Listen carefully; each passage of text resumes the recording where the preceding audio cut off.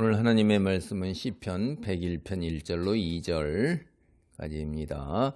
내가 인자와 정의를 노래하겠나이다. 여호와여, 내가 주께 찬양하리이다. 내가 완전한 길을 주목하오리니 주께서 언제까지 내게 임하시겠나이까. 여기 읽어보면은요, 이게 이제 상당히 이상적인 그리스도인의 삶의 모습이 여기 들어있으니까 이스라엘 백성들이 하나님을 믿는 사람들의 이제 이상적인 삶의 모습을 이 시편 101편이 지금 이야기하고 있어요. 표제에 다윗의 시라고 돼 있어요. 이게 그래서 다윗의 시, 다윗이 이제 이렇게 불렀는지 안 불렀는지 모르지만은 후대에 붙였는지 어쨌든 다윗 같은 분, 이런 분들이 이제 우리가 믿음의 영웅으로 우리가 모범을 삼아야 할 분들이잖아요. 그런 요소들을 참 그런 면을 성품을 많이 갖고 있습니다. 하나님만을 전적으로 의지하면서 물론 가끔씩 실수는 하지만은 그 인간의 한계고, 그래서 여기를 보면 또한 이거를 이제 이스라엘 백성들은 그 왕이신 하나님의 권위를 위임받은 왕, 세상 왕이죠.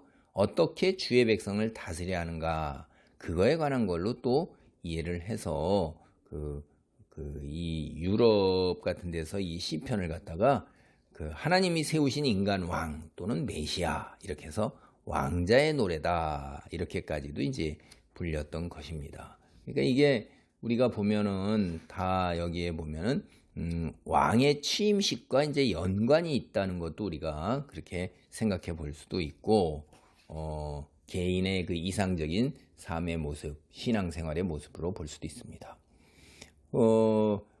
다시 말씀드리면 왕 같은 지도자의 노래는 맞아요. 그런데 모든 주의 백성이 주님 안에 살아가는 삶의 가이드라인, 그걸로 삼을 만하다 하는 거죠. 그래서 1절 왕은 제일 먼저 인자와 정의를 노래하겠다고 했어요. 왕이 정의와 인자를 베풀겠다 하는 거는 여호와 하나님이 바로 그런 분이에요. 그러니까 그 여호와 하나님을 대신해서 이 세상의 백성을 통치하는 인간왕의 당연한 반응은 하나님을 닮아서 하는 거예요. 여기서 인자는 헤세드를 그렇게 번역했어요. 헤세드. 언약 관계에서 하나님이 우리에게 베푸시는 사랑, 자비, 긍휼, 구원, 이런 거죠. 헤세드가. 그다음에 정의는 공정한 판결이에요. 근데 이미 선언되어 있는 하나님의 말씀을 기준으로 해서 판결하는 걸 공정이라고 그래요. 공정. 그래서 이 공정을 실천하는 것, 하나님 말씀 순종해서 판결하는 게 정의예요. 이 두 가지, 인자와 정의는 하나님과 언약을 이스라엘을 하나님께서 통치하시는 방식이세요. 그게 우리가 출애굽기나 호세아, 미가, 마태복음 이런 데 다 나와 있는 거죠. 그러니까 인간왕 어떻게 하겠어요?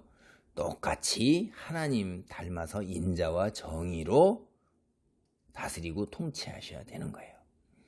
여러분, 어떤 우리가 재판을 하든지 간에 정의만 강조되면 재판에 회부된 사람들이 힘들고 억울할 일이 없어요. 그런데 억울한 일은 안 생길지 몰라도 사실은 굉장히 힘들죠. 여러분, 정의가 얼마나 무서운 것입니까? 선언된 말씀 기준에 인간이 한 사람도 설 수가 없어요. 그래서 하나님께서는 또 인자를 베푸시는 거예요. 자비와 긍휼. 그런데 정의만 강조하면 우리가 아무도 쓰지 못하는데 하나님께서 인자를 베푸시니까, 근데 또 인자만 강조하면 이게 또 원칙과 기준이 허물어진단 말이에요. 그래서 이게 법의 원칙과 정신에 따라서 이 둘이 조화를 이룰 때에 이제 때때로는 예외도 있고 때때로는 형편을 감안한 판결, 이 가슴의 판결이 나오는 거죠. 통치자가 그래서 인자와 정의 이 두 가지를 하나님을 대신해서 꼭 가지고 있어야 되는 거고, 일반적인 우리들도 마찬가지죠. 다른 사람을 향해서 살아가는 때 우리가 다른 사람을 판단하고 생각할 때 이런 인자와 정의로 이렇게 하는 거죠. 그 다음에 이제 두 번째는 2절을 보면 주께 찬양하겠다고 그래요. 하나님의 권위를 위임받아 하나님이 기뻐하는 방식, 인자와 정의로 통치를 할 때 그의 이런 생각, 열정이 하나님과 관계가 끊어지면 끝이에요. 그러니까 하나님을 멀리하게 되면, 하나님을 기억하지 아니하면 끝나는 거예요. 그래서 무슨 일이 있어도 하나님과의 관계, 언약 관계 안에 머물러 있어야 되는 거예요. 하나님과 관계를 유지하는 가장 좋은 방법이 뭐죠? 말씀 읽고 기도하고 찬양하는 거예요. 예배하는 거예요.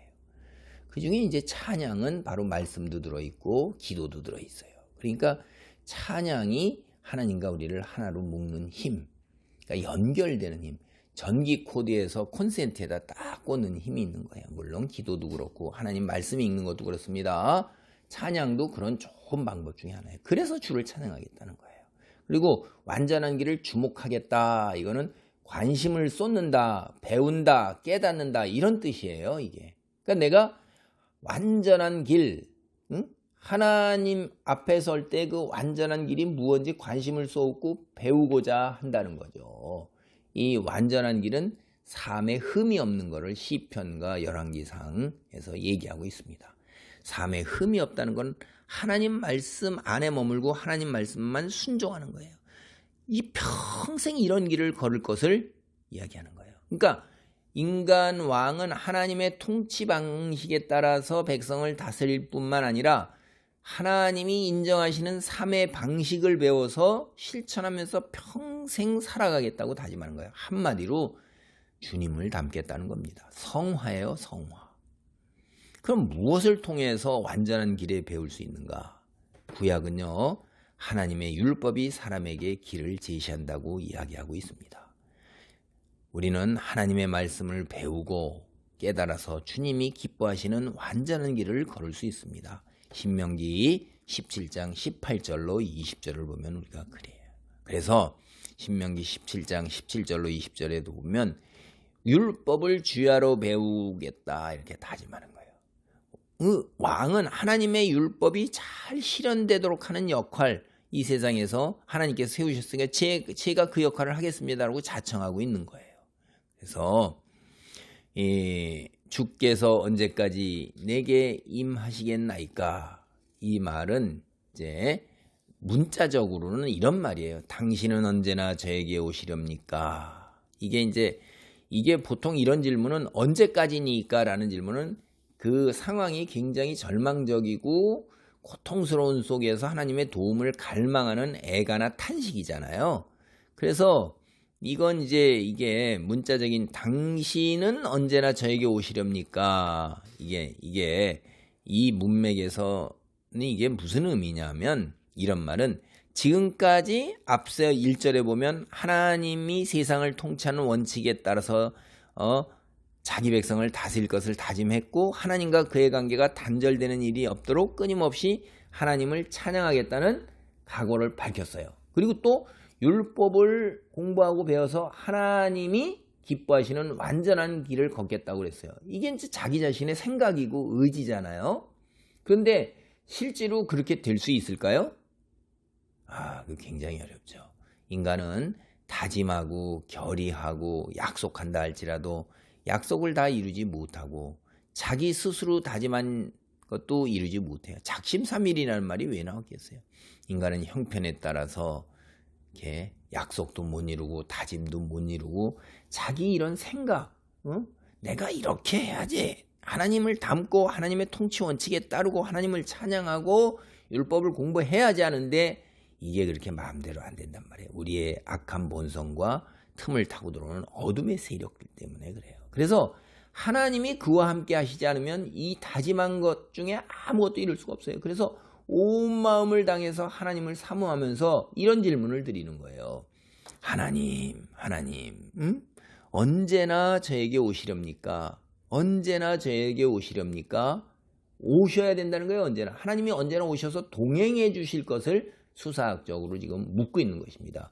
자신이 주님의 함께 하심을 사모하고 있으니 속히 나를 찾아오셔서 동행해 주시옵소서. 그가 도와주셔야, 하나님이 도와주셔야 꿈꾸고 있는 이런 하나님을 세우신 온전한 길에 서고 온전한 통치를 이룰 수 있다는 것입니다.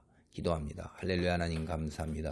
주님이여 우리와 늘 동행하셔서 우리가 하나님의 이 말씀 따라 살고 말씀 안에 머물면서 하나님의 완전한 길을 아버지 하나님의 깨닫도록 늘 하나님 말씀을 가까이 하며 아버지 하나님의 찬송으로 하나님과의 관계를 유지하는 놀라운 삶을 살도록 도우소서. 인생의 여정이 날마다 하나님 감격과 감동 속에서 기쁨과 감사가 넘치도록 축복하옵소서.